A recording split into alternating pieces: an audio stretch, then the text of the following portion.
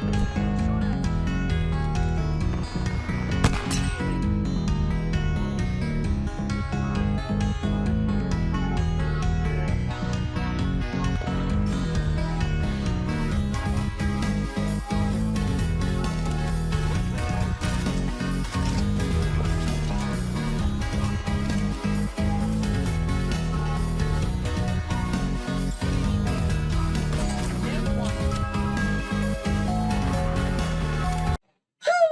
everybody. FAI here, I here, and welcome back to another F1 Manager 23 series video. And welcome to part 7 of our F1 23 Manager series. And yeah, we are back once again with our, I'm calling the weekly, the weekly preparation or weekend preparation. Now, of course, I'm going to tell you that all the videos slash next few videos we go forward, I'm going to do a different on changing how we manage, well, how you see the the so-called series, which is during race day. I'm going to focus on whoever our star driver is, aka the person that's outperforming the other driver entirely. Now, it could be either in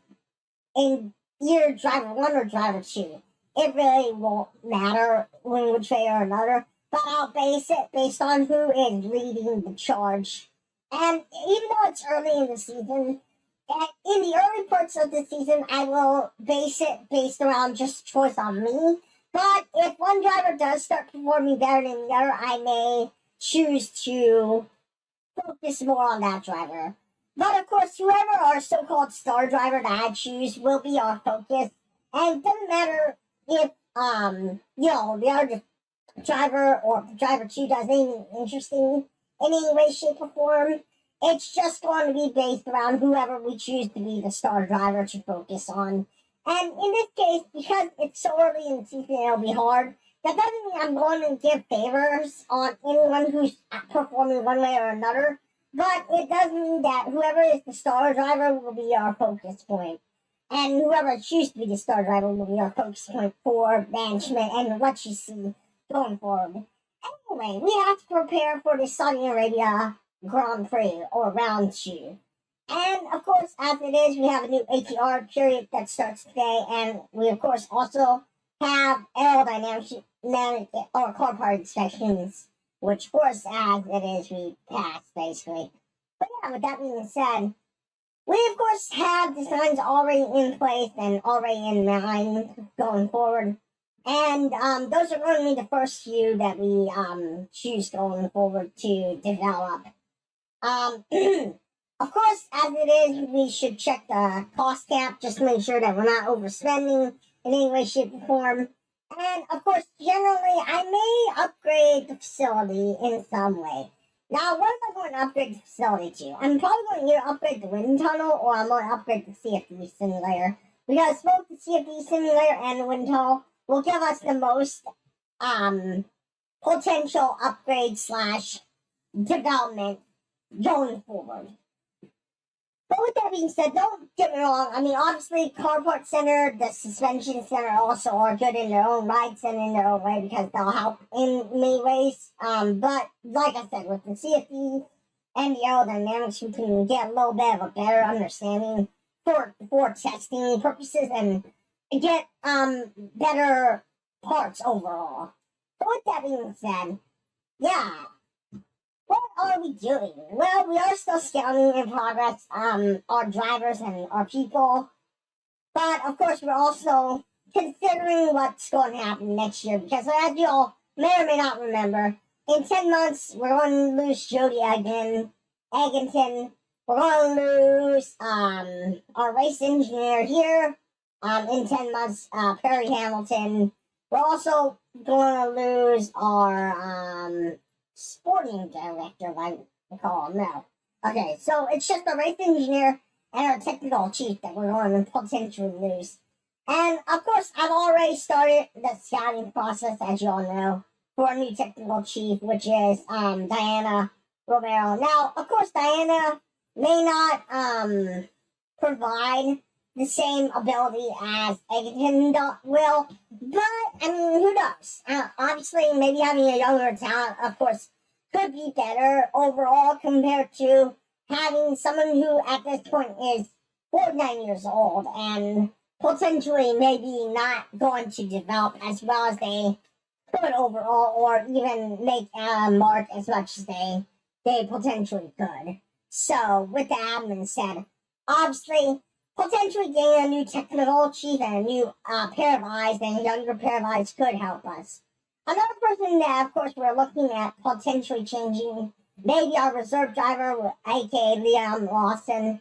I really don't have a problem getting rid of him, and of course, let's face it, at the end of the day, Liam Lawson may or may not already have a potential seat going into next year because, of course, as we all know, at this point, Nick DeVries, if you all remember last race, did not perform as well as we pretty much hoped he did.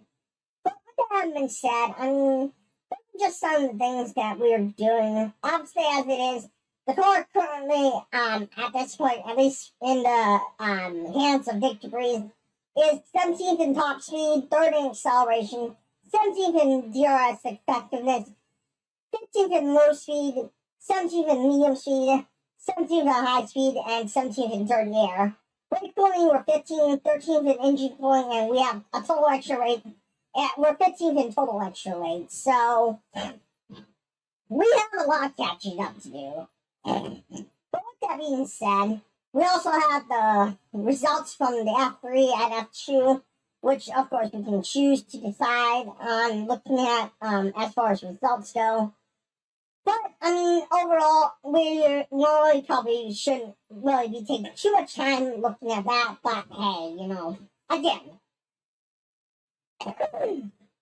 it is something to consider going forward. With that being said, though, let's go ahead and move along into potentially the Grand Prix weekend, and of course, getting closer to the Grand Prix weekend. Now, of course, I mean, we have a race preview going on. 2 days, Saudi Arabian Grand Prix will be happening. But of course, I mean, generally, things are going okay for us. I mean, we're at 7th currently.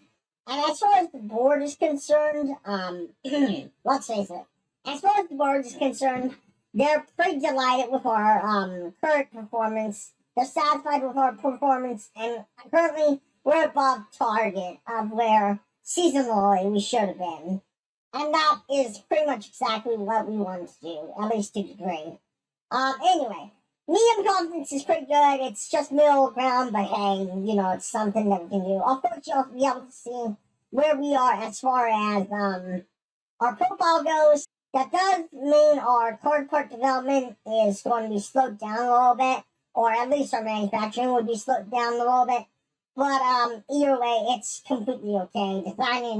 Designing keeps moving forward as it should. So, But anyway, yeah, that's kind of where we're going to be. And that's kind of where the race is as of right now. So, as of the next video, or the next part, we'll be back on for qualifying. And, of course, then we'll be back on for race day. But I just wanted to give you some information and just some preparation for the weekend. Like I said, my main plan right now is to maybe move Liam Lawson up into car 2 for next year. And then Nick DeVries, maybe we'll be moving into car, maybe we'll be moving out. We'll have to see. It's still too early in the season for me to consider any real major changes. But, I mean, obviously, I'm going to put it this way. Let's put it this way. Liam, well, not Liam, but, let's just say that we have until the Canadian Grand Prix for me to decide what I'm going to do with Nick DeVries. I know that's only 9 rounds in, but at that point in time, depending on how Nick DeVries has performed, depending on how Nick DeVries has developed, and depending on what has happened, going forward, we will be able to decide how the future looks for Nick DeVries. I would say we have until maybe the Hungarian Grand Prix for me to make a true decision on what to do with Nick DeVries. So that's my go-to plan. By the Canadian Grand Prix, which I know isn't too far into the season, we'll decide how Nick DeVries is performing and if it's worth keeping Nick DeVries on board or maybe moving Liam Lawson from reserve driver to maybe car 2. Yuki Tsunoda moves from car 2 to car 1, and then we pick up one of our potential scouting drivers in a sense, and we start trying to develop them into the next driver that will be with Yuki Tsunoda, potentially. And that's my thought process. If we do move Liam Lawson into car 2 for any reason, my thought is we're going to have Liam Lawson, if he does move into car 2 for any reason going forward, he will be the person who will be in it for, let's just say, maybe a year or two. Nick DeVries, obviously, we're going to have to see where he is, where he develops, and what he's doing. But obviously, we'll probably, if we have to update Yuki Tsunoda's profile or, Yuki Tsunoda's contract, we will. Maybe for another 2 years, maybe for another year or two. I'm not going to probably give him a long contract because we don't know exactly who will be the better driver between Liam Lawson and Yuki Tsunoda. But I would say that at least Liam Lawson may have a 2-year contract, and Yuki Tsunoda, we may be extending his contract for another, 2 or 3 years at most. Going forward at the moment. But that would be my choice. That would be my decision. That would be my thought. With how things are, and with just where we are going overall. But hopefully you enjoyed this video and this part, or the next part in our F1 Manager 23 edition series. And yeah, if you did like this video, don't forget to give this video a like. Don't forget to hit the subscribe button and the bell notification so you know the moment the next video comes out. And of course, if you do want to join us live, there will be a link to my live channel and where I usually go live somewhere in the description. But with that having been said, don't forget to give this video a like. Thank you for watching this video. Until the next one, everybody. Farewell, everyone.